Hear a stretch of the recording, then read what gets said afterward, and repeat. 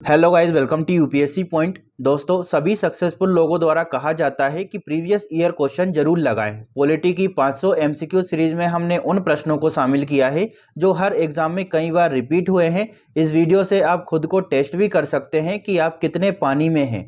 हर question के साथ आपको डिटेल एक्सप्लेनेशन भी मिलेगा, जिससे आपके कई सारे टॉपिक कवर होंगे। 500 एमसीक्यू सीरीज का ये हमारा तीसरा पार्ट है। इससे पहले के 2 वीडियो का लिंक आपको डिस्क्रिप्शन में मिल जाएगा। तो चलिए आज के वीडियो की शुरुआत करते हैं। हमारा पहला प्रश्न है, भारत के संविधान में समवर्ती सूची की अवधारणा ग्रहित की गई है। तो इसका राइट आंसर होगा ऑस्ट्रेलिया के संविधान से। दोस्तों, हमने समवर्ती सूची को ऑस्ट्रेलिया के संविधान से लिया है। ऑस्ट्रेलिया के संविधान से भारतीय संविधान में कई सारे प्रावधान लिए गए, जैसे संयुक्त वेटक, समवर्ती सूची, व्यापार और वाणिज्य की स्वतंत्रता और प्रस्तावना की भाषा को भी हमने ऑस्ट्रेलिया के संविधान से ही ग्रहण किया है। अगला प्रश्न है, जानवरों के प्रति क्रूरता की रोकथाम को संविधान की किस सूची में रखा गया है? तो इसका राइट आंसर होगा दोस्तों समवर्ती सूची में। दोस्तों, जानवरों के प्रति क्रूरता की रोकथाम को भारतीय संविधान की समवर्ती सूची में रखा गया है। इसका मतलब है कि इस मामले पर कानून बनाने की शक्ति केंद्र और राज्य सरकार दोनों को होती है। चलिए अब आगे बढ़ते हैं। अगला प्रश्न है, शिक्षा जो प्रारंभ में राज्य सूची का विषय था उसे समवर्ती सूची में स्थानांतरित किया गया। कब किया गया दोस्तों? 42वें संविधान संशोधन के माध्यम से। दोस्तों, 42वें संविधान संशोधन से राज्य सूची के 5 विषय शिक्षा, वानिकी, वन्य जीव और पक्षी संरक्षण, न्याय प्रशासन तथा बांट और माप को समवर्ती सूची में स्थानांतरित किया गया है। तो इसको अच्छे से याद रखिएगा कि समवर्ती सूची में शिक्षा को हमने कब शामिल किया? 42वें संविधान संशोधन के माध्यम से। अगला प्रश्न है, संविधान की 11वीं अनुसूची किससे संबंधित है? तो इसका राइट आंसर होगा पंचायती राज से। दोस्तों, 11वीं अनुसूची 73वें संविधान संशोधन 1992 के माध्यम से जोड़ी गई और इसमें टोटल 29 विषय शामिल किए गए। ठीक है, तो इसको भी याद रखना है। चलिए अब आगे बढ़ते हैं। अगला प्रश्न है दोस्तों, काफ़ी इंपॉर्टेंट है और ये यूपी पीसीएस में 2016 में पूछा गया है। हमने उन्हीं प्रश्नों को शामिल किया है जो कई बार एग्जाम में रिपीट हो चुके हैं और आगे भी आने की संभावना है। तो प्रश्न क्या है, भारत के संविधान की उद्देशिका में कितने प्रकार की न्याय की व्यवस्था की गई है? तो इसका राइट आंसर होगा 3 प्रकार के न्याय जो उद्देशिका है उसमें बताए गए हैं। भारत के संविधान की उद्देशिका में 3 प्रकार के न्याय की व्यवस्था की गई है और ये कौन कौन से हैं? सामाजिक, आर्थिक और राजनीतिक न्याय। जब हम प्रस्तावना को पढ़ते हैं तो सामाजिक, आर्थिक और राजनीतिक न्याय 3 प्रकार के न्याय की बात कही गई है। अगला प्रश्न है, भारतीय संविधान की उद्देशिका में कितने प्रकार की स्वतंत्रता का उल्लेख किया गया है? तो इसका राइट आंसर होगा 5 प्रकार की। दोस्तों, भारतीय संविधान की उद्देशिका में 5 प्रकार की स्वतंत्रता का उल्लेख है। विचार, अभिव्यक्ति, विश्वास, धर्म और उपासना की स्वतंत्रता। तो 5 प्रकार की स्वतंत्रता है और 3 प्रकार के न्याय की बात कही गई है।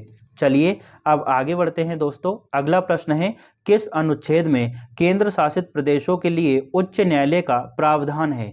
तो इसका राइट आंसर होगा अनुच्छेद 241 में। दोस्तों, यह अनुच्छेद संसद को किसी केंद्र शासित प्रदेश के लिए उच्च न्यायालय स्थापित करने या फिर किसी मौजूदा न्यायालय को उस केंद्र शासित प्रदेश के लिए उच्च न्यायालय घोषित करने का अधिकार देता है। तो आर्टिकल को अच्छे से याद रखना है। कौन सा आर्टिकल है? आर्टिकल 241। अगला प्रश्न है दोस्तों, किस अनुच्छेद के अंतर्गत अखिल भारतीय सेवाओं का प्रावधान किया गया है? तो इसका राइट आंसर होगा अनुच्छेद 312 के अंतर्गत अखिल भारतीय सेवाओं का प्रावधान किया गया है। दोस्तों, यदि राज्यसभा, याद रखिएगा, राज्यसभा उपस्थित और मत देने वाले सदस्यों के 2/3 बहुमत से संकल्प पारित करे तो संसद विधि बनाकर अखिल भारतीय सेवाओं का सृजन कर सकती है। चलिए अब आगे बढ़ते हैं दोस्तों। अगला प्रश्न है, भारतीय संविधान पर हस्ताक्षर करने वाली पहली महिला कौन थी? तो इसका राइट आंसर होगा राजकुमारी अमृत कौर। दोस्तों, संविधान सभा में कुल 15 महिला सदस्य थी। तो अच्छे से याद रखिएगा कितनी महिला सदस्य शामिल थी? 15, जिनमें बेगम एजाज रसूल एकमात्र मुस्लिम महिला सदस्य थी। देखिए दोस्तों, हो सकता है ऐसा प्रश्न पूछ लिया जाए कि संविधान सभा में शामिल होने वाली महिलाओं में से कौन मुस्लिम महिला सदस्य थी? तो इनका नाम याद रखना है, एकमात्र मुस्लिम महिला सदस्य थी बेगम एजाज रसूल। और संविधान पर हस्ताक्षर करने वाली पहली महिला कौन थी? राजकुमारी अमृत कौर। अगला प्रश्न है, भारतीय संविधान की 6ठी अनुसूची के प्रावधान किन राज्यों में लागू होते हैं? तो इसका राइट आंसर होगा दोस्तों असम, त्रिपुरा, मिजोरम और मेघालय। ये 4 राज्य हैं जिनमें 6ठी अनुसूची के प्रावधान लागू होते हैं। अगर इनके नाम आपको क्रम से याद नहीं होते हैं तो आप एक ट्रिक का इस्तेमाल कर सकते हैं, और वो ट्रिक है एटीएम में। ए से हो जाएगा दोस्तों आपका असम, ठीक है, टी से हो जाएगा त्रिपुरा, एम से हो जाएगा आपका मिजोरम और मे से हो जाएगा मेघालय। तो 6ठी अनुसूची में शामिल होने वाले जो 4 राज्य हैं ना, उनके नाम आप ट्रिक से याद कर सकते हैं एटीएम में। दोस्तों इन राज्यों में जनजातीय क्षेत्रों के प्रशासन के लिए विशेष प्रावधान किए गए हैं। 6ठी अनुसूची का मुख्य उद्देश्य इन क्षेत्रों में स्वशासन सुनिश्चित करना और आदिवासी समुदायों की संस्कृति की रक्षा करना है। चलिए अब आगे बढ़ते हैं। अगला प्रश्न है, सबसे पहले किस राज्य में राष्ट्रपति शासन लागू किया गया था? तो इसका राइट आंसर होगा पंजाब में। दोस्तों राष्ट्रपति शासन पहली बार 20 जून 1951 को पंजाब में लागू किया गया था। अनुच्छेद 356 के तहत राज्य की संवैधानिक व्यवस्था विफल होने पर राष्ट्रपति शासन लगाया जा सकता है। अगला प्रश्न है, भारत में तीसरी और अंतिम बार राष्ट्रीय आपातकाल घोषित होने पर राष्ट्रपति कौन थे? तो इसका राइट आंसर होगा दोस्तों फखरुद्दीन अली अहमद। इसको अच्छे से याद रखिएगा। तीसरी और अंतिम बार जब राष्ट्रीय आपातकाल घोषित किया गया तो उस समय राष्ट्रपति थे फखरुद्दीन अली अहमद। यह आपातकाल 1975 में घोषित किया गया था। इसका कारण आंतरिक अशांति को माना गया था, लेकिन दोस्तों 44वें संविधान संशोधन के माध्यम से आंतरिक अशांति शब्द को हटाकर सशस्त्र विद्रोह शब्द को जोड़ दिया गया है, तो इसको भी याद रखना है। चलिए अब आगे बढ़ते हैं दोस्तों। अगला प्रश्न है, किस संशोधन द्वारा राष्ट्रपति शासन की अवधि 6 महीने से बढ़ाकर 1 वर्ष कर दी गई? तो इसका राइट आंसर है 42वें संशोधन द्वारा। दोस्तों यह संशोधन 1976 में हुआ था। इसके जरिए अनुच्छेद 356 में बदलाव किए गए थे।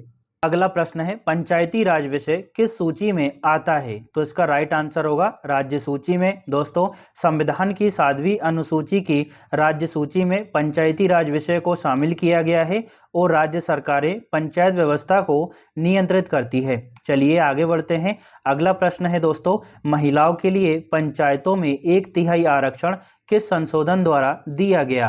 तो इसका राइट आंसर होगा 73वें संविधान संशोधन से पंचायतों में महिलाओं को 1/3 आरक्षण दिया गया है। यह महिला सशक्तिकरण की दिशा में एक महत्वपूर्ण कदम था। आरक्षण ग्राम स्तर पर, क्षेत्रीय स्तर पर और जिला स्तर पर लागू होता है। अगला प्रश्न दोस्तों, पंचायती चुनाव में प्रत्याशी की न्यूनतम आयु क्या होनी चाहिए? तो इसका राइट आंसर होगा 21 वर्ष। यह नियम सभी स्तरों की पंचायतों पर लागू होता है, मतलब ग्राम स्तर पर, जनपद स्तर पर और जिला स्तर की जो पंचायतें होती है उन सभी पर यह नियम लागू होता है कि कम से कम आयु 21 वर्ष होनी चाहिए चुनाव लड़ने के लिए। चलिए आगे बढ़ते हैं दोस्तों। अगला प्रश्न है, संविधान सभा की पहली बैठक कहाँ हुई थी? तो इसका राइट आंसर होगा नई दिल्ली में। दोस्तों यह बैठक 9 दिसंबर 1946 को हुई और कहाँ हुई? नई दिल्ली में। इस समय स्थायी अध्यक्ष राजेंद्र प्रसाद थे, जबकि अस्थायी अध्यक्ष कौन थे दोस्तों? सबसे पहले सच्चिदानंद सिन्हा। इन सभी के बारे में हमने पिछली वीडियो में डिस्कस कर लिया था। इससे पहले हमने 2 वीडियो में काफ़ी विस्तार से बहुत सारे क्वेश्चन डिस्कस किए हैं। आपने अगर वो वीडियो नहीं देखी हो तो उसको भी देख लेना। मौलिक अधिकार, संविधान संशोधन, नीति निर्देशक तत्व, सभी पर हमने विस्तार से चर्चा की है। अब अगला प्रश्न है दोस्तों, संविधान की प्रस्तावना के अनुसार भारत किस प्रकार का राष्ट्र है? तो इसका राइट आंसर होगा धर्मनिरपेक्ष राष्ट्र है। दोस्तों इसका अर्थ होता है राज्य किसी धर्म विशेष को नहीं मानता है और सभी धर्मों को समान सम्मान और संरक्षण दिया जाता है। चलिए आगे बढ़ते हैं। अगला प्रश्न है दोस्तों, भारत एक गणराज्य है, इसका क्या आशय है? तो इसका आशय है दोस्तों कि भारत में वंशानुगत शासन नहीं होता है। जनता द्वारा चुना गया प्रतिनिधि राष्ट्रपति होता है और कोई पद पीढ़ी दर पीढ़ी नहीं चलता है। तो यही अर्थ है गणराज्य का। अगला प्रश्न है, भारतीय संविधान में संशोधन की प्रक्रिया किस देश के संविधान से प्रेरित है? तो इसका राइट आंसर है दक्षिण अफ्रीका के संविधान से। दोस्तों, संविधान संशोधन की जो प्रक्रिया है कहीं कहीं लचीली और कहीं कहीं हमें कठोर देखने को मिलती है, और अनुच्छेद 368 इसके लिए समर्पित है। मतलब अनुच्छेद 368 का प्रयोग करके संसद जो है संविधान में संशोधन कर सकती है। चलिए अब आगे बढ़ते हैं। अगला प्रश्न है दोस्तों, किस भाग में पंचायतों की स्थापना का उल्लेख है? तो इसका राइट आंसर होगा भाग 9 में। दोस्तों, इसे 73वें संविधान संशोधन से जोड़ा गया है। इसमें अनुच्छेद 243 से लेकर 243 ओ तक प्रावधान शामिल किए गए हैं। दोस्तों, अगर आपको पंचायतों से संबंधित अनुच्छेद याद नहीं होते हैं कि 243 ए में क्या है, बी में क्या है, सी में क्या है, तो आप ट्रिक से याद कर सकते हैं। मैंने सभी आर्टिकल्स को ट्रिक के माध्यम से याद करवाया है। अगला प्रश्न है, अल्पसंख्यकों के हितों की रक्षा किस अनुच्छेद में की गई है? तो इसका राइट आंसर होगा अनुच्छेद 29 में। दोस्तों, यह अनुच्छेद विशेष रूप से भाषाई और धार्मिक अल्पसंख्यकों को उनके सांस्कृतिक और शैक्षणिक अधिकारों के संबंध में सुरक्षा प्रदान करता है।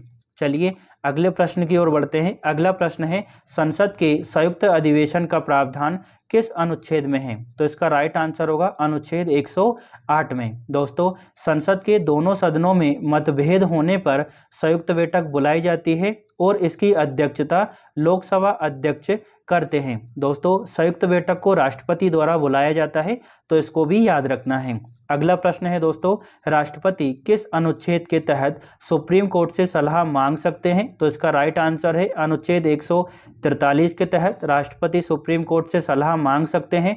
इसे परामर्शदायी क्षेत्राधिकार कहा जाता है। दोस्तों, सुप्रीम कोर्ट की राय बाध्यकारी नहीं होती है, इसे मानना राष्ट्रपति के विवेक पर निर्भर होता है। ठीक है, तो चलिए अब आगे बढ़ते हैं। अगला प्रश्न है दोस्तों, मूल कर्तव्यों का उल्लेख संविधान के किस अनुच्छेद में है? तो इसका राइट आंसर है अनुच्छेद 51 ए में मौलिक कर्तव्यों का उल्लेख किया गया है। इसे 1976 में 42वें संविधान संशोधन द्वारा जोड़ा गया था। मौलिक कर्तव्य केवल भारतीय नागरिकों पर लागू होते हैं, विदेशी व्यक्तियों पर नहीं। तो ये वाला जो पॉइंट है ना, काफ़ी इंपॉर्टेंट है, इसको अच्छे से याद रखना है कि जो मौलिक कर्तव्य हैं वो केवल भारतीय नागरिकों पर लागू होते हैं, विदेशी नागरिकों पर लागू नहीं होते हैं। अगला प्रश्न है दोस्तों, अंबेडकर ने संविधान के किस भाग को सबसे अधिक प्रभावशाली बताया है? तो इसका राइट आंसर है भाग 3 को। दोस्तों, यह जो भाग है नागरिकों को मौलिक अधिकार प्रदान करता है। अंबेडकर ने इसे संविधान की आत्मा और हृदय कहा है। चलिए अब आगे बढ़ते हैं। अब हमारा अगला प्रश्न है दोस्तों, किस रिट का प्रयोग किसी बंदी को न्यायालय में पेश करवाने के लिए किया जाता है? तो इसका राइट आंसर है बंदी प्रत्यक्षीकरण रिट का प्रयोग दोस्तों किसी बंदी को न्यायालय के समक्ष पेश करवाने के लिए किया जाता है। इसका अर्थ है उस शरीर को प्रस्तुत करो। यह रिट तब काम आती है जब किसी को गैर कानूनी रूप से हिरासत में रखा गया हो। अगला प्रश्न है, प्रेस की स्वतंत्रता संविधान में किस अधिकार के अंतर्गत आती है? तो इसका राइट आंसर है अभिव्यक्ति की स्वतंत्रता के अंतर्गत ही दोस्तों प्रेस की स्वतंत्रता को शामिल किया गया है। दोस्तों, अभिव्यक्ति की स्वतंत्रता का उल्लेख अनुच्छेद 19(1) के तहत किया गया है। संविधान में प्रेस शब्द नहीं है, पर इसे अभिव्यक्ति की स्वतंत्रता का हिस्सा माना जाता है। यह लोकतंत्र का चौथा स्तंभ मानी जाती है।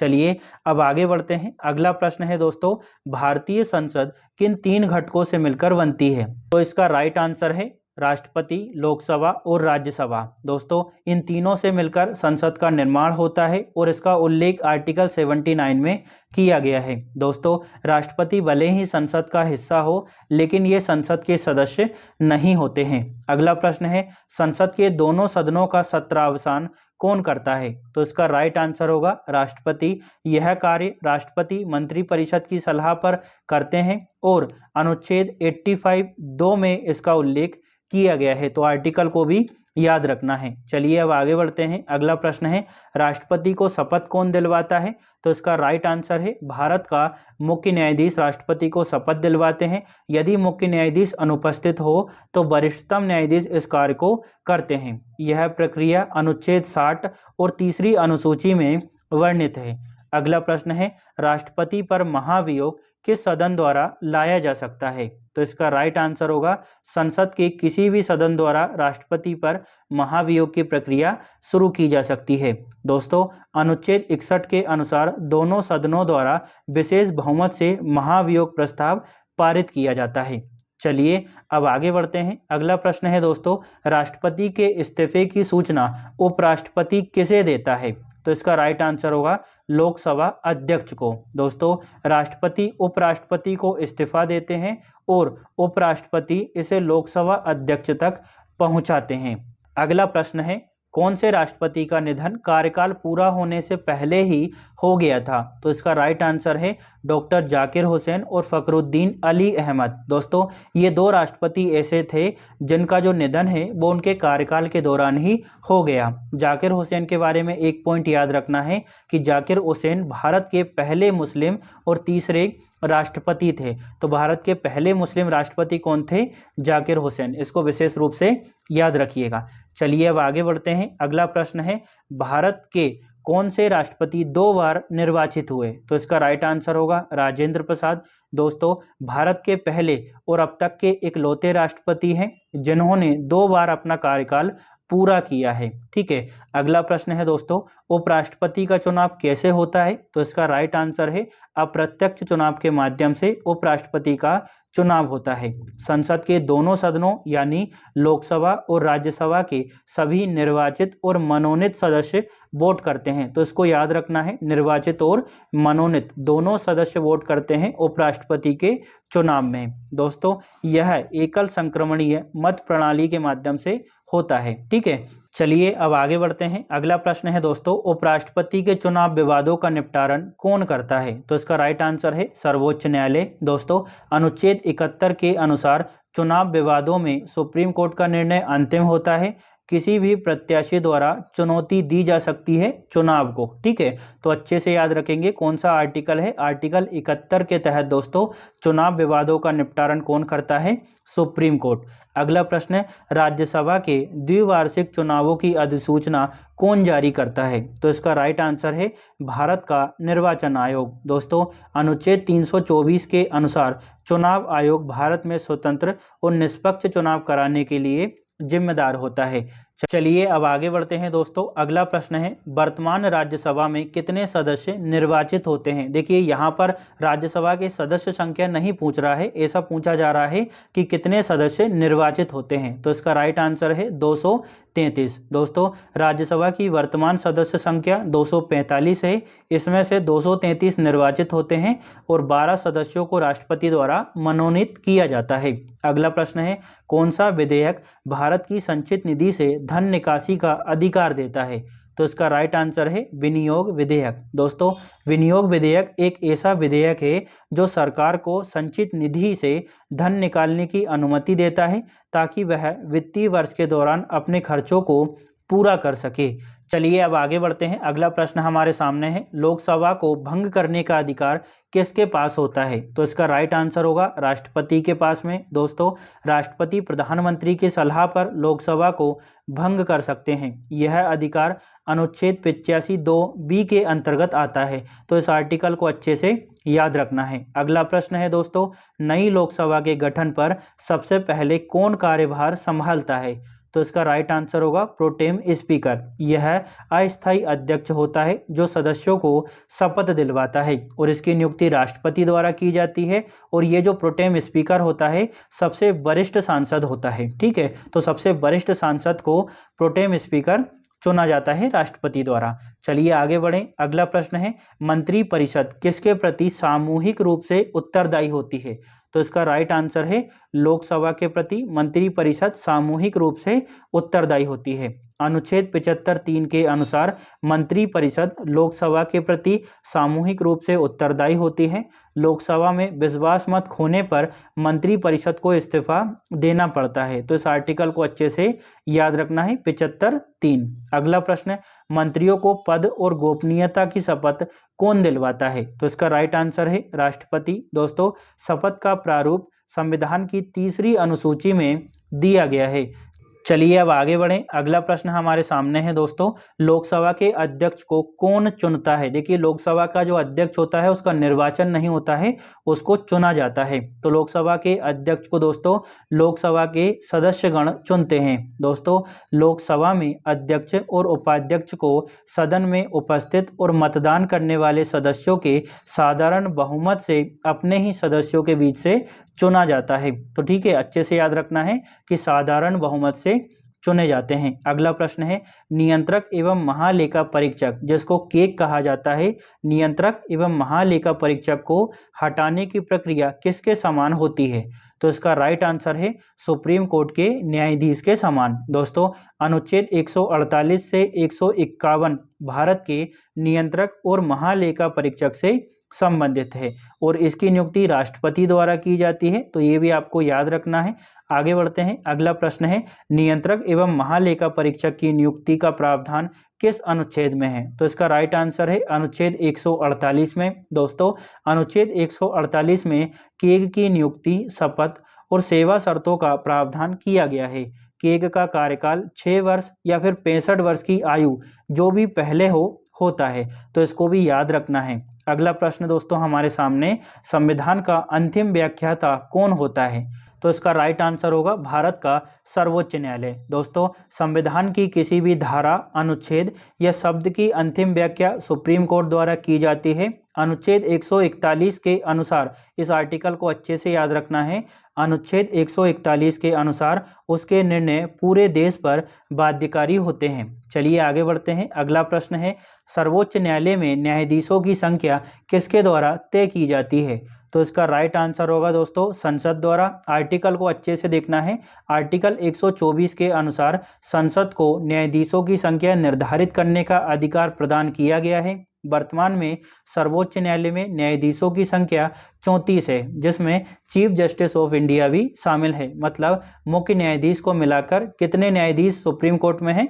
34। अगला क्वेश्चन है दोस्तों, भारत के किस उच्च न्यायालय में न्यायाधीशों की संख्या सबसे कम है? तो इसका राइट आंसर होगा सिक्किम उच्च न्यायालय में। दोस्तों, यह देश का सबसे छोटा हाई कोर्ट है। इसकी स्थापना 1975 में हुई थी। इसमें मुख्य न्यायाधीश सहित टोटल 3 जज विद्यमान हैं। चलिए आगे बढ़ते हैं। अगला प्रश्न है दोस्तों, किसी राज्य में कार्यपालिका का वास्तविक प्रमुख कौन होता है? तो इसका राइट आंसर है मुख्यमंत्री। दोस्तों, राज्यपाल केवल संवैधानिक प्रमुख होता है, जबकि वास्तविक शक्तियां मुख्यमंत्री के पास में होती है। अगला प्रश्न, राज्यपाल और मंत्रिपरिषद के बीच सेतु का कार्य कौन करता है? तो इसका राइट आंसर है मुख्यमंत्री। दोस्तों, आर्टिकल 167 के अनुसार मुख्यमंत्री राज्यपाल को मंत्रिपरिषद के निर्णयों की जानकारी देता है।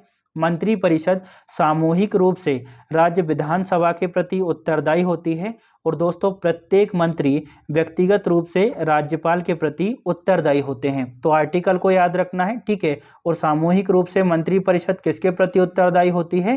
राज्य विधानसभा के प्रति। जबकि व्यक्तिगत रूप से मंत्री किसके प्रति उत्तरदायी होते हैं? राज्यपाल के प्रति।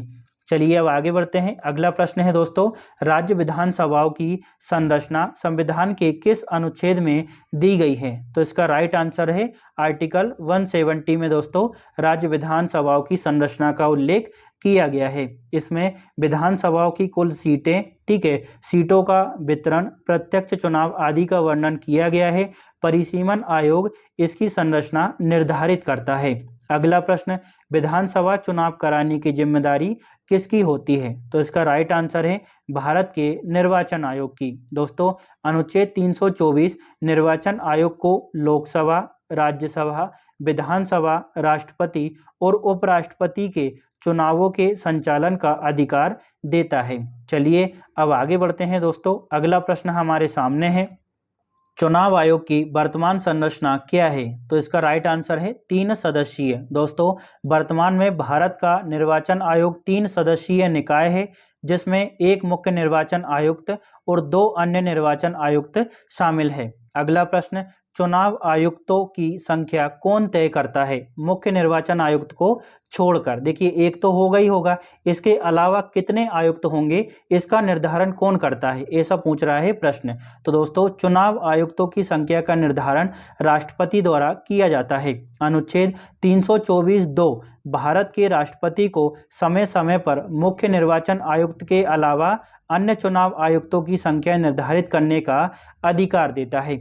चलिए अब आगे बढ़ें। अगला प्रश्न हमारे सामने है, कौन सा प्राधिकरण नगर निगमों, नगर पालिकाओं और अन्य स्थानीय निकायों का चुनाव आयोजित कराता है? तो इसका राइट आंसर है राज्य चुनाव आयोग। दोस्तों नगरीय निकायों के लिए चुनाव आयोग का प्रावधान 74वें संविधान संशोधन के माध्यम से किया गया है, जो कि नगर पालिकाओं और नगर निगमों का चुनाव करवाता है। अगला प्रश्न है दोस्तों, पंचायत राज व्यवस्था किस सिद्धांत पर आधारित है? तो इसका राइट आंसर है सत्ता के विकेंद्रीकरण पर। दोस्तों इसका उद्देश्य सत्ता को गांव स्तर तक पहुंचाना है। यह लोकतंत्र को नीचे से ऊपर तक सशक्त करता है, जिसमें आम जनता शासन में भागीदारी कर सके। चलिए अब आगे बढ़ें।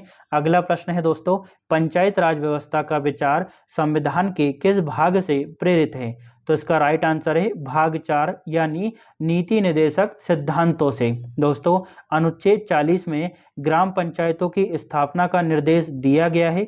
यह गैर न्यायिक लेकिन महत्वपूर्ण तत्व है जो सरकार को पंचायतों के गठन के लिए प्रेरित करता है। अगला प्रश्न काफ़ी इंपॉर्टेंट है दोस्तों, देखिए यहाँ पर मैंने लिख भी दिया है कि कौन से एग्जाम में आया है। दोस्तों हर प्रश्न किसी न किसी एग्जाम में पूछा गया है, लेकिन सभी को मैं इस वजह से नहीं लिख रहा हूँ क्योंकि हमारे पास इतना स्पेस नहीं है, फिर हम व्याख्या नहीं कर पाएंगे, तो इस वजह से मैंने सभी क्वेश्चन में लिखा नहीं है, लेकिन हर प्रश्न कहीं ना कहीं पूछा गया है और आगे भी आने की संभावना है। अब हमारा 60वां प्रश्न क्या है, किन राज्यों में पंचायती राज व्यवस्था नहीं है? तो इसका राइट आंसर होगा दोस्तों नागालैंड, मेघालय, मिजोरम और दिल्ली में पंचायती राज व्यवस्था मौजूद नहीं है। दोस्तों भारतीय संविधान के अनुच्छेद 243(m) के अनुसार नागालैंड, मेघालय, मिजोरम और दिल्ली को छोड़कर सभी राज्यों और केंद्र शासित प्रदेशों में पंचायती राज व्यवस्था मौजूद है। तो इसको याद रखना है कि कहाँ कहाँ पंचायती राज व्यवस्था नहीं है, नागालैंड में, मेघालय,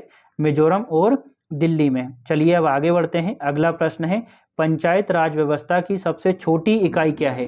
तो इसका राइट आंसर है ग्राम पंचायत। दोस्तों पंचायती राज व्यवस्था की सबसे छोटी और महत्वपूर्ण इकाई है ग्राम पंचायत, जो कि सबसे निचले स्तर पर होती है, और मध्य स्तर पर पंचायत समिति होती है जिसको कहीं कहीं जनपद पंचायत भी कहा जाता है, और सबसे उच्च स्तर पर जिला परिषद या फिर जिला पंचायत होती है।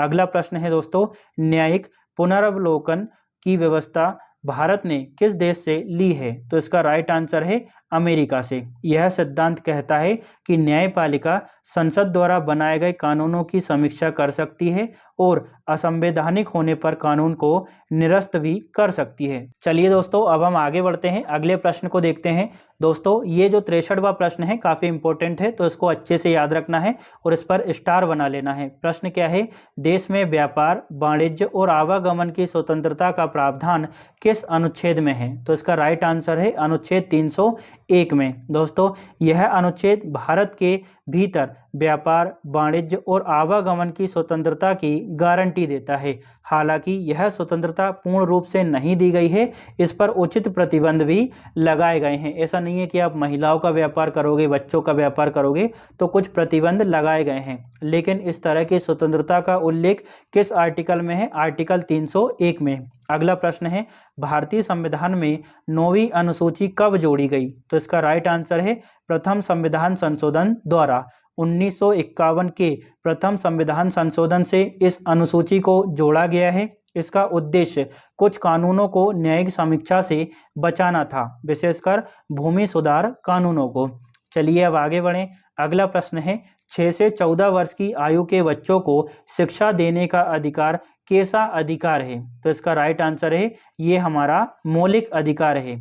यह अधिकार अनुच्छेद 21(a) में दिया गया है। दोस्तों 86वें संविधान संशोधन 2002 द्वारा इसे मौलिक अधिकार बना दिया गया था। अगला प्रश्न, नीति निर्देशक सिद्धांतों में से किस अनुच्छेद का संबंध अंतर्राष्ट्रीय शांति और सुरक्षा से है? तो इसका राइट आंसर है अनुच्छेद 51 का संबंध दोस्तों अंतर्राष्ट्रीय शांति और सुरक्षा से है। यह भारत को विश्व शांति, अंतर्राष्ट्रीय सहयोग और विवादों के शांतिपूर्ण समाधान की नीति अपनाने का निर्देश देता है। चलिए आगे बढ़ें। अगला प्रश्न हमारे सामने है, समान न्याय और निःशुल्क विधिक सहायता का प्रावधान किस अनुच्छेद में है? तो इसका राइट आंसर है अनुच्छेद 39A में दोस्तों समान न्याय और निःशुल्क विधिक सहायता का उपबंध किया गया है। अनुच्छेद 39A राज्य को सभी नागरिकों के लिए समान न्याय और मुफ्त कानूनी सहायता प्रदान करने का दायित्व सौंपता है। ये आर्टिकल सरकार को निर्देश देता है कि अगर कोई व्यक्ति गरीब है और वो विधिक सहायता लेना चाहता है, कानूनी सहायता लेना चाहता है, तो आप उसको वकील प्रदान करोगे, ठीक है, और वो भी फ्री में। तो इसको याद रखेंगे। कौन सा आर्टिकल है? 39A। अगला प्रश्न है, संघ की सभी कार्यपालिका शक्तियां किस में निहित है?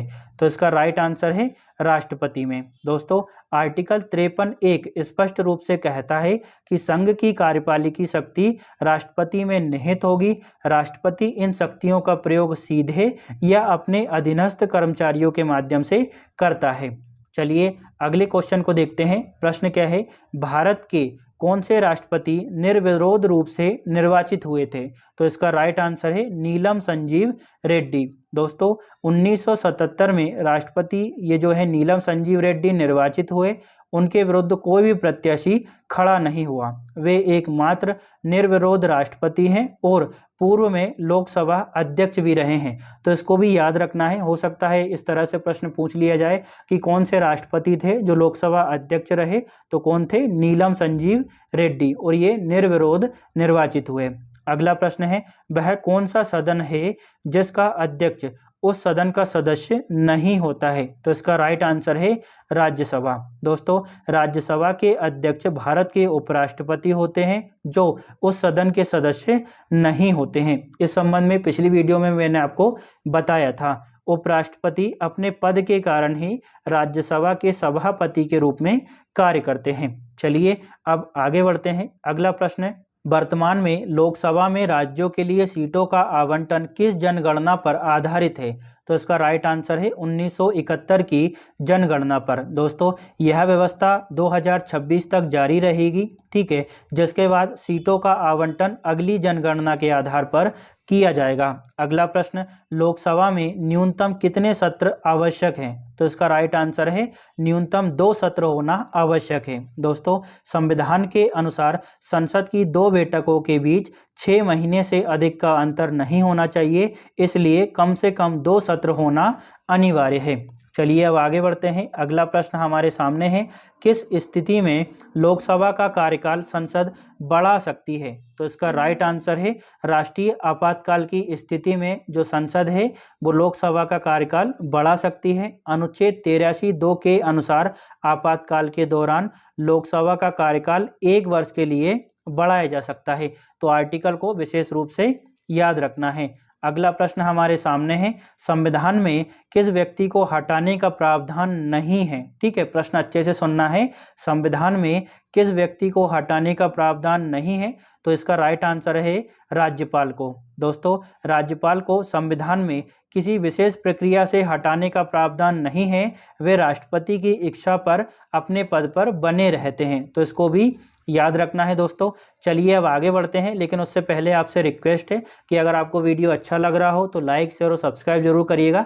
साथ ही कमेंट करके ज़रूर बताएं। कमेंट से थोड़ा मोटिवेशन मिलता है और इसी तरह की अगर आप कमेंट करेंगे, अच्छा रिस्पॉन्स देंगे तो मैं आपके लिए जल्दी से जल्दी वीडियो ला पाऊँगा। अब हमारा प्रश्न क्या है, भारत की प्रथम दलित महिला मुख्यमंत्री कौन थी? प्रश्न अच्छे से सुनना है कि भारत की प्रथम दलित महिला मुख्यमंत्री कौन थी? तो इसका राइट आंसर है मायावती।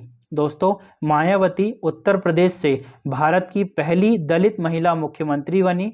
उन्होंने बहुजन समाजवादी पार्टी का नेतृत्व किया और समाज के वंचित वर्गों का प्रतिनिधित्व किया। तो देखिए एक तो ये याद रखना है कि कौन थी, मायावती थी, और कौन से राज्य से संबंधित थी, उत्तर प्रदेश से। तो दोनों फैक्ट अच्छे से याद रखना है। अगला प्रश्न है, विधान परिषद का एक सदस्य कितने वर्षों के लिए चुना जाता है? तो इसका राइट आंसर है 6 वर्षों के लिए। जिस तरह से राज्यसभा में 6 वर्षों के लिए चुनाव होता है, उसी तरह से दोस्तों विधान परिषद भी जो राज्य होते हैं उनका उच्च सदन होता है।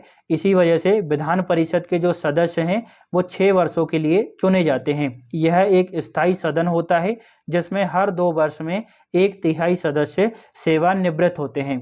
सदस्य अप्रत्यक्ष निर्वाचन द्वारा चुने जाते हैं, तो इसको भी याद रखना है।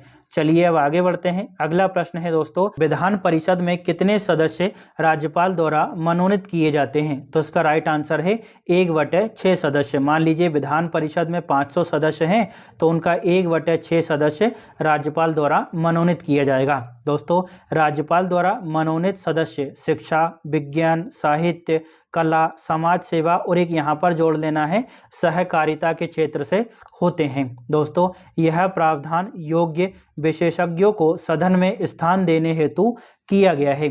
अगला प्रश्न है दोस्तों, कोई विधेयक धन विधेयक है या फिर नहीं है, इसका निर्धारण कौन करता है? तो इसका राइट आंसर होगा विधानसभा अध्यक्ष। दोस्तों अध्यक्ष का निर्णय न्यायिक समीक्षा के अधीन नहीं होता है, तो इसको याद रखना है कि अध्यक्ष का जो निर्णय होगा वो न्यायिक समीक्षा के अधीन नहीं होगा, उसका निर्णय अंतिम माना जाता है। चलिए अब आगे बढ़ते हैं। अगला प्रश्न है, भारत में पहली बार आपातकाल की घोषणा कब की गई? तो इसका राइट आंसर होगा 26 अक्टूबर 1962 को। देखिए 1962 तो आपको याद होगा, किसी किसी बच्चे को अक्टूबर 1962 भी याद होगा, लेकिन डेट को भी याद रखना है 26 अक्टूबर 1962 को। दोस्तों यह राष्ट्रीय आपातकाल चीन के आक्रमण के कारण लगाया गया था। यह अनुच्छेद 352 के अंतर्गत लागू किया गया था। चलिए अगले प्रश्न को देखते हैं। प्रश्न क्या है, जब देश में पहली बार आपातकाल लागू हुआ था तब राष्ट्रपति कौन थे? तो इसका राइट आंसर है सर्वपल्ली राधाकृष्णन। तो याद रखना है अच्छे से, कौन राष्ट्रपति थे? सर्वपल्ली राधाकृष्णन। दोस्तों 1962 से 67 तक ये राष्ट्रपति रहे। और प्रधानमंत्री कौन थे? पंडित जवाहरलाल नेहरू। राष्ट्रपति और प्रधानमंत्री दोनों को याद रखना है। चलिए अब आगे बढ़ते हैं दोस्तों। अगला प्रश्न हमारे सामने है, भारत में प्रीवी पर्स यानी पूर्व राजाओं को दी जाने वाली आर्थिक सहायता किस संशोधन द्वारा समाप्त की गई? तो इसका राइट आंसर होगा 26वें संविधान संशोधन द्वारा।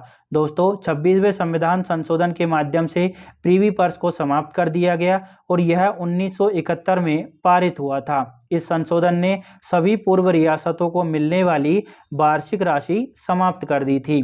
अगला प्रश्न है, किस अनुच्छेद के तहत संघ और राज्यों के लिए लोक सेवा आयोग का प्रावधान है? तो इसका राइट आंसर है अनुच्छेद 315 के तहत। इसके अंतर्गत यूपीएससी और राज्य लोक सेवा आयोग की स्थापना का प्रावधान किया गया है। चलिए अब आगे बढ़ें। अगला प्रश्न है, केंद्र सरकार को अवशिष्ट शक्तियां किस अनुच्छेद से मिलती है? तो इसका राइट आंसर है अनुच्छेद 248 के माध्यम से केंद्र सरकार को अवशिष्ट शक्तियां प्राप्त होती है। दोस्तों अनुच्छेद 248 के अनुसार संसद किसी ऐसे विषय पर कानून बना सकती है जो संघ सूची, राज्य सूची और समवर्ती सूची में शामिल नहीं है। तो इसको भी याद रखना है, काफी इंपॉर्टेंट क्वेश्चन बनता है यहाँ से कि अवशिष्ट शक्तियों का उल्लेख कौन से आर्टिकल में है? आर्टिकल 248 में। अगला प्रश्न है दोस्तों, किस अनुसूची में संविधान द्वारा मान्यता प्राप्त 22 भाषाएं शामिल है? तो इसका राइट आंसर होगा 8वीं अनुसूची में 22 भाषाओं का उल्लेख किया गया है। आरंभ में 14 भाषाएं थी जिन्हें संशोधन द्वारा बढ़ाकर 22 कर दिया गया है। ये भाषाएं सरकारी कार्यों और प्रतियोगी परीक्षाओं हेतु मान्यता प्राप्त हैं इन भाषाओं को, ठीक है, 22 भाषाओं को। चलिए अब आगे बढ़ें। अगला प्रश्न, अभिव्यक्ति की स्वतंत्रता किस अनुच्छेद में दी गई है? तो इसका राइट आंसर है अनुच्छेद 19(1)(a) में अभिव्यक्ति की स्वतंत्रता का उल्लेख किया गया है। यह नागरिकों को अपने विचारों को बोलने, लिखने और अभिव्यक्त करने की स्वतंत्रता देता है। यह स्वतंत्रता सीमित प्रतिबंधों के अधीन है, जैसे राष्ट्रीय सुरक्षा और मान हानि के आधार पर आप अभिव्यक्ति की स्वतंत्रता को प्रतिबंधित कर सकते हैं। अगला प्रश्न, संपत्ति का अधिकार अब किस श्रेणी में आता है? तो इसका राइट आंसर है कानूनी अधिकार की श्रेणी में। दोस्तों यह मौलिक अधिकार था, लेकिन 44वें संविधान संशोधन 1978 द्वारा इसको हटा दिया है, ठीक है, और इसको एक कानूनी अधिकार बना दिया गया है। अब यह अनुच्छेद 300A के अंतर्गत एक कानूनी अधिकार है। चलिए अब हम आगे बढ़ते हैं।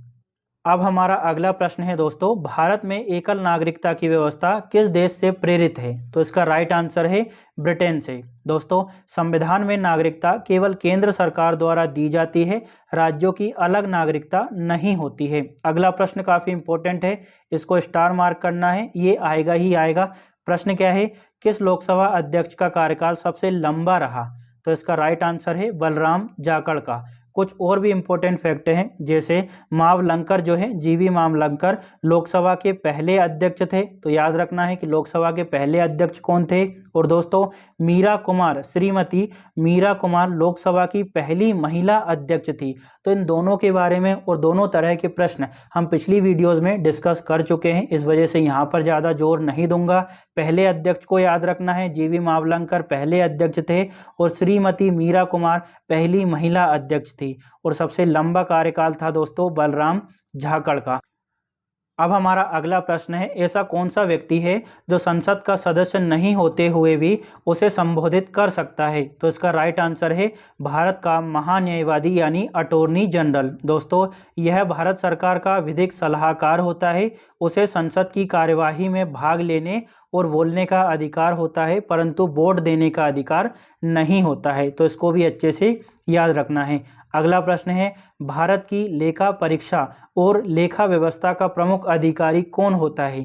तो इसका राइट आंसर है नियंत्रक एवं महालेखा परीक्षक। दोस्तों ये जो केग होता है, इसकी नियुक्ति राष्ट्रपति द्वारा की जाती है अनुच्छेद 148 के तहत। तो आर्टिकल भी अच्छे से याद रखना है, कौन सा आर्टिकल है?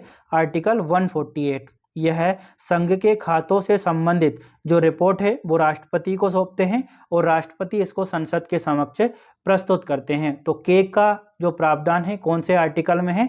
आर्टिकल 148 में, ठीक है, तो इसको भी याद रखना है। और अटॉर्नी जनरल का जो प्रावधान है वो है आर्टिकल 76 में, तो इसको भी याद रखना है। चलिए अब आगे बढ़ते हैं।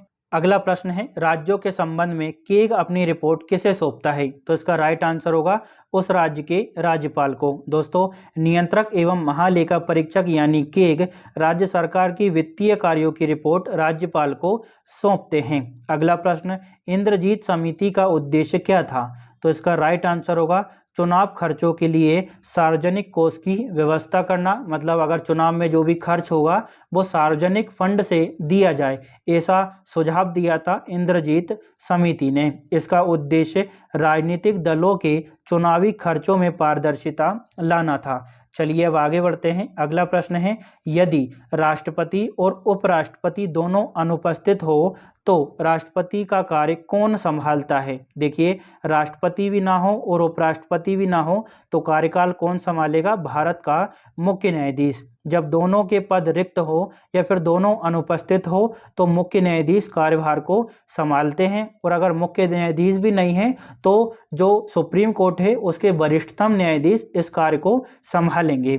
अगला प्रश्न है, भारत में किस उच्च न्यायालय में न्यायाधीशों की संख्या सबसे अधिक है? तो इसका राइट आंसर होगा इलाहाबाद उच्च न्यायालय में। यह उत्तर प्रदेश में स्थित है और भारत का सबसे बड़ा हाई कोर्ट है। इसकी स्थापना 1866 में की गई थी, तो इसको भी याद रखना है। देखिए सबसे अधिक न्यायाधीश कौन से हाई कोर्ट में है? इलाहाबाद हाई कोर्ट में। और सबसे कम अभी हमने हाल ही में देखा सिक्किम हाई कोर्ट में। सिक्किम में मात्र 3 न्यायाधीश हैं, ठीक है। चलिए अब आगे बढ़ते हैं। अगला प्रश्न है, किसी जज को एक उच्च न्यायालय से दूसरे में स्थानांतरित करने का अधिकार किसके पास है? तो इसका राइट आंसर है भारत के राष्ट्रपति के पास में। हालांकि ये आपको पता होगा लेकिन आर्टिकल जरूरी है। आर्टिकल 222 उच्च न्यायालय के न्यायाधीशों के स्थानांतरण से संबंधित है। राष्ट्रपति यह कार्य मुख्य न्यायाधीश की अनुशंसा पर करते हैं। अगला प्रश्न हमारे सामने है, संविधान के किस अनुच्छेद में विधान परिषद की व्यवस्था दी गई है। तो इसका राइट आंसर है अनुच्छेद 169 में यानी 169 में विधान परिषद की व्यवस्था की गई है। यह अनुच्छेद संसद को किसी राज्य में विधान परिषद के निर्माण या फिर उन्मूलन की शक्ति देता है, लेकिन इसके लिए राज्य विधानसभा का प्रस्ताव पारित होना आवश्यक है। अगर राज्य विधानसभा 2/3 बहुमत से प्रस्ताव को पारित कर दे कि विधान परिषद जरूरी है, तो संसद जो है साधारण बहुमत से प्रस्ताव को पारित करके विधान परिषद का निर्माण कर सकती है और इसका उल्लेख किया गया है 169 में। चलिए अब हम आगे बढ़ते हैं। अगला प्रश्न हमारे सामने है, कौन सा अनुच्छेद मानव तस्करी और बाल श्रम को प्रतिबंधित करता है? तो इसका राइट आंसर है अनुच्छेद 23। दोस्तों, ये हमारा मौलिक अधिकार है जो मानव की गरिमा की रक्षा करता है। इसके उल्लंघन पर संसद दंडात्मक कानून बना सकती है। देखिए दोस्तों, पिछली वीडियो में हमने मौलिक अधिकार, प्रस्तावना, नागरिकता, डीपीएसपी, इन सभी से संबंधित जितने भी इंपॉर्टेंट क्वेश्चन थे उन सभी को कवर कर लिया था। तो हम यहाँ पर बार बार उन्हीं प्रश्नों को रिपीट नहीं कर सकते। अगर आपको इनसे संबंधित प्रश्नों को देखना है तो पिछली 2 वीडियोस को आप देख सकते हैं, आपको बहुत हेल्प मिलेगी, उनको जरूर देखना है। अगला प्रश्न है, भारत में कलेक्टर पद की प्रेरणा किस देश से ली गई है? तो इसका राइट आंसर है इंग्लैंड से। दोस्तों, यह पद ब्रिटिश औपनिवेशिक प्रशासन द्वारा शुरू किया गया था। कलेक्टर प्रशासन और राजस्व का प्रमुख अधिकारी होता है। चलिए अब हम आगे बढ़ते हैं दोस्तों, लेकिन उससे पहले मैं आपको बता दूं कि हम पॉलिटी के 500 एमसीक्यू सीरीज को चला रहे हैं, जिसमें हमने उन प्रश्नों को शामिल किया है। कई सारे एग्जाम को एनालाइज करने के बाद मैं उन प्रश्नों को शामिल कर रहा हूं जो हर एग्जाम में कई बार रिपीट होते हैं और आगे भी उन प्रश्नों के आने की संभावना है। ये हमारा तीसरा वीडियो है जिसमें हम 100 प्रश्नों को कवर करेंगे। इससे पहले हमने 2 वीडियो में 200 प्रश्नों को कवर कर लिया था। अगर आपने वो वीडियो नहीं देखी हो और आप अपनी तैयारी को और अच्छा करना चाहते हो तो उन वीडियो को जरूर देखिएगा। उनका लिंक मैंने डिस्क्रिप्शन में डाल दिया है, तो वहां से सीधा क्लिक करके आप देख सकते हैं। अब हम देखते हैं प्रश्न को। प्रश्न क्या है, हिंदी को राजकीय भाषा घोषित करने का प्रावधान किस अनुच्छेद में है? तो इसका राइट आंसर होगा अनुच्छेद 343(1) में। दोस्तों, इसमें कहा गया है कि भारत की राजकीय भाषा हिंदी होगी और लिपि देवनागरी होगी। यह प्रावधान संविधान लागू होने की तिथि से प्रभावी हुआ है, यानी 26 जनवरी 1950 से यह प्रभावी हो गया है। अगला और लास्ट प्रश्न है दोस्तों इस वीडियो का, कौन सी अनुसूची राज्यों के नाम और उनके क्षेत्रों का विवरण देती है? तो इसका राइट आंसर है प्रथम अनुसूची। दोस्तों, इसमें राज्यों और केंद्र शासित प्रदेशों के नाम और उनके भौगोलिक क्षेत्र बताए गए हैं। यह भारत की संघीय संरचना को परिभाषित करती है, तो इसको भी अच्छे से याद रखना है। तो यहाँ पर दोस्तों हमारे 500 एमसीक्यू सीरीज का ये जो तीसरा पार्ट है वो खत्म होता है। अब 2 वीडियो और जल्दी से जल्दी आने वाली है। देखिए दोस्तों, मैं कई सारे पेपर्स को एनालाइज करता हूँ, कई सारे एग्जाम की वेबसाइट को देखता हूँ, तब जाकर जितने भी इंपॉर्टेंट प्रश्न है ना और जो सिलेक्टेड है उनको ही आपको उपलब्ध करा रहा हूँ। अगर आप अच्छा रिस्पॉन्स नहीं देंगे ना तो मुझे भी निराशा होगी कि अगर आपको फ़ायदा ही नहीं हो रहा है तो क्या मतलब है वीडियो लाने का। इस वजह से आपसे रिक्वेस्ट है कि अगर आपको वीडियो अच्छी लगती हो तो लाइक शेयर और सब्सक्राइब जरूर करिएगा। साथ ही आपसे फिर से रिक्वेस्ट कर रहा हूँ दोस्तों, प्लीज़ प्लीज़ प्लीज़ कमेंट जरूर करिएगा। Thank you.